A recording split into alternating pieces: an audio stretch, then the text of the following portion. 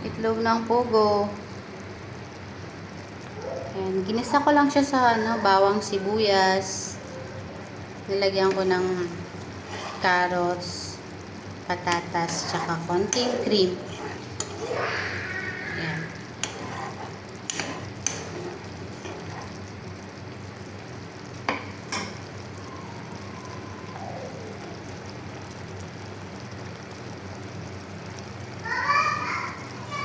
Favorite kasi ni Ryan tong itlog pugo eh.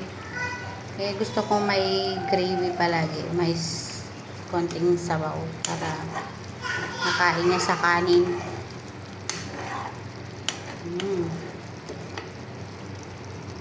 Tingnan natin.